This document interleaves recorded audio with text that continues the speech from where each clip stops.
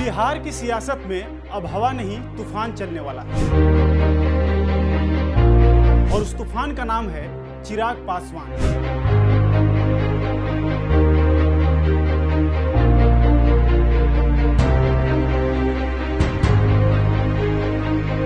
जी हां, बिहार की राजनीति में चेहरे वही हैं पर चालें बदल गई हैं, समीकरण बदल रहे हैं और इस सियासी हंगामे की पहली गुल सुनाई दी है मोदी कैबिनेट में मंत्री चिराग पासवान की आवाज में। नमस्कार, मैं हूं अरुण जायसवाल और आप देख रहे हैं विस्तार न्यूज। और आज हम बात करेंगे बिहार के बदलते बयार की, सियासी टकराव की और 2025 में चिराग पासवान की भूमिका की।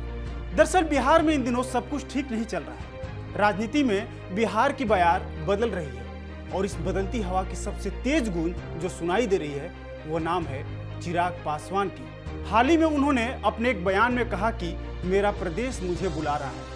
मेरे पिता केंद्र की राजनीति में ज्यादा सक्रिय थे, लेकिन मेरी प्राथमिकता बिहार है और मैं ज्यादा समय तक केंद्र में नहीं रहना चाहता। उनके इस बयान पर उनकी ही पार्टी के एक वरिष्ठ नेता ने कहा कि चिराग पासवान ने स्पष्ट संकेत दिया है कि वो केंद्र की राजनीति से दूरी बनाकर राज्य में सक्रिय राजनीति करना चाहते हैं। फिर विधानसभा चुनाव तो लड़ेंगे ही, साथ ही राज्य की राजनीति में केंद्रीय भूमिका में चिराग से योग्य युवा नेता कोई और नहीं हो सकता। ऐसे में इस बयान के कई अलग अलग मायने निकाले जा रहे हैं और ऐसा क्यों हो रहा है, इसको थोड़ा और विस्तार से समझते हैं। दरअसल चिराग पासवान की सियासी विरासत बहुत मजबूत रही है। वो रामविलास पासवान के बेटे हैं जो खुद लंबे वक्त तक देश की राजनीति के दिग्गज नेता रहे। हालांकि चिराग ने शुरुआत एक्टिंग से की थी। 2011 में उनकी फिल्म आई थी, नाम था मिले ना मिले हम।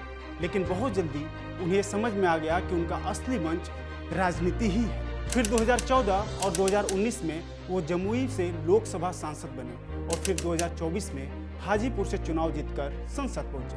फिलहाल वो केंद्र में मंत्री हैं। जब लोक जनशक्ति पार्टी टूटी तो उन्होंने एलजेपी रामविलास के नाम से नया संगठन बनाया और अब उसी के नेतृत्व में बिहार में एक नया चेहरा बनकर उभर रहे हैं। उनका नारा है बिहार फर्स्ट और बिहारी फर्स्ट, जो अब एक नारे से आगे बढ़कर जन आंदोलन का रूप हो चुका है। चिराग का साफ कहना है कि बिहार को दिल्ली से नहीं जमीन से चलाना होगा।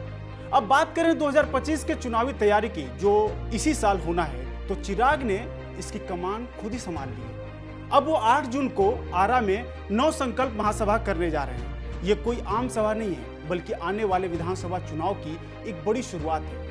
इसमें 33 सीटों पर फोकस रहेगा और पार्टी का टारगेट है कि इस सभा में 1 लाख से ज्यादा लोग जुटे। खास ध्यान दिया जा रहा है शाहाबाद और मगध अंचल पर। चिराग की टीम का साफ कहना है कि ये बिहार फर्स्ट और बिहारी फर्स्ट को जन जन तक पहुंचाने की शुरुआत है और आगे हम ऐसे ही अलग अलग जिलों में कार्यक्रम करते रहेंगे। पार्टी अब पूरी तरीके से जमीन पर उतर चुकी है और संगठन को बूथ लेवल तक मजबूत करने में जुटी हुई है। ऐसे में चिराग पासवान के पॉलिटिकल मूव को दूसरी पार्टियां हल्के में तो नहीं ले सकती। क्यों? क्योंकि जनता भी अब नीतीश कुमार के पलटू पॉलिटिक्स और लालू यादव के सियासी घमासान से उकता चुकी है। ऐसे में चिराग पासवान को तीसरे विकल्प के रूप में, ठोस विकल्प तो नहीं, लेकिन बदलाव और उम्मीद की एक नई बयार के रूप में देखा जा सकता है, जो बिहार के पॉलिटिक्स में बड़ा उलटफेर कर सकते हैं। अगर आपको याद हो तो 2020 में भी चिराग ने सबको चौंका दिया था। उन्होंने अकेले 137 सीटों पर अपने उम्मीदवार उतारे थे और सबसे बड़ी बात, उन्होंने बीजेपी के खिलाफ एक भी उम्मीदवार नहीं खड़ा किया, लेकिन जदयू और नीतीश कुमार के खिलाफ जमकर हमला बोला। उस चुनाव में जदयू की हालत पतली हो गई थी और सीटें 71 से गिरकर मात्र 43 रह गई थी। चिराग ने तब ये कहा था कि बिहार में एनडीए का मतलब है बीजेपी और एलजेपी। नीतीश कुमार की पार्टी का तो उन्होंने नाम तक नहीं लिया।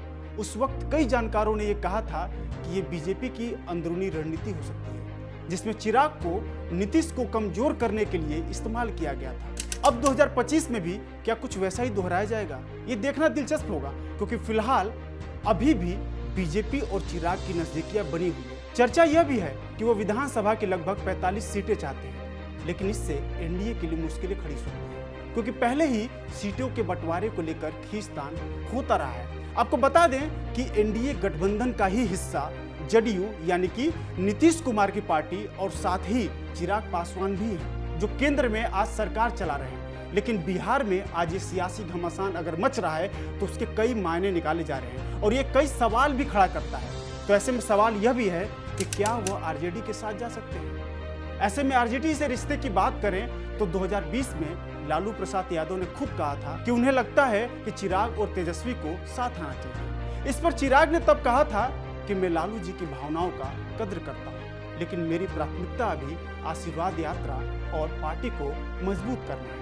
हाल ही में जब फिर से ये सवाल उठाया गया तो चिराग पासवान ने साफ साफ कहा कि तेजस्वी मेरे छोटे भाई जैसे हैं, लेकिन राजनीति में हम दोनों अलग अलग ध्रुव पर हैं, निजी रिश्ते और सियासत को अलग अलग रखना चाहिए। वहीं नीतीश कुमार पर चिराग पासवान लगातार सवाल उठाते रहे। उन्होंने कहा कि नीतीश जी की सोच तो अच्छी थी, लेकिन अब उसमें वो तेजी नहीं रही। साथ ही शराबबंदी और जनसंख्या जैसे मुद्दों पर नीतीश सरकार की नीतियों को लेकर भी उन्होंने कई बार नाराजगी जाहिर की है। अब जहां तक मुख्यमंत्री पद की बात है तो चिराग पासवान भले ही सीधे सीधे मना कर दें, लेकिन के पार्टी के बयानों से ये साफ साफ जाहिर हो रहा है कि रास्ता उसी दिशा में जा रहा है। चिराग पासवान विधानसभा चुनाव लड़ेंगे। चर्चा है कि अब चिराग नवादा जैसी सामान्य सीट पर ध्यान दे रहे हैं। अब अगर बीजेपी और चिराग के रिश्तों की बात करें तो खुद चिराग ने कहा है कि मेरे जीवन में एक वक्त ऐसा भी था जब मेरे पास कुछ भी नहीं था, लेकिन प्रधानमंत्री मोदी हमेशा मेरे साथ खड़े रहे। बीजेपी के कई नेताओं ने उन्हें प्रधानमंत्री का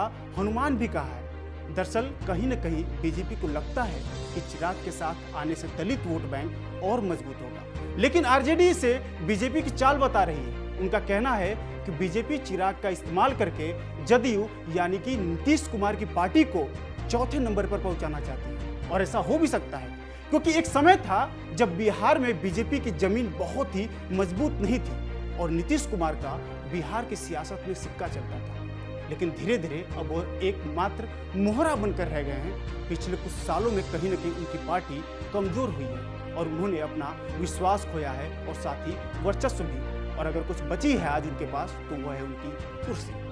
इन सबके बीच सबसे अहम सवाल यह है कि क्या चिराग पासवान 2025 में बिहार के सबसे बड़े गेम चेंजर साबित हो सकते हैं? तो इसके समर्थन में कई तर्क हैं। दरअसल दलित समुदाय में उनकी पकड़ बहुत मजबूत है। युवा और शहरी वोटर्स में उनकी स्वीकार्यता है। चिराग पासवान के पास गठबंधन राजनीति का अनुभव है और लचीलापन भी है। वह खुलकर नीतियों और सरकार की आलोचना करते हैं। बीजेपी के साथ रिश्ते मजबूत हैं, लेकिन जदयू से उनका टकराव लगातार बना हुआ है। और सबसे खास बात 2020 में उन्होंने अकेले दम पर जदयू को बड़ा नुकसान पहुंचाया था। अब उनके पास जमीनी संगठन, स्पष्ट एजेंडा और जनता से जुड़ाव की रणनीति भी है। ऐसे में तमाम सवाल उठते हैं कि क्या चिराग पासवान आरजेडी के साथ गठबंधन में जा सकते हैं या अकेले दम पर बिहार में चुनाव लड़कर किसी नए गठबंधन की बिहार में सरकार बनाएंगे। अब देखना यह दिलचस्प होगा कि क्या 2025 में बिहार की जनता चिराग पासवान को नया मौका देगी। क्या वो मुख्यमंत्री पद तक पहुंचेंगे या फिर एनडीए के सबसे बड़े ट्रम्प कार्ड बनेंगे। बिहार के सियासी बयार की और भी अपडेट्स हम आप तक पहुंचाते रहेंगे। आप देखते रहिए विस्तार न्यूज और नीचे कमेंट में हमें जरूर बताइएगा कि क्या चिराग पासवान 2025 में बिहार के लिए सही विकल्प हो सकते हैं या फिर नहीं।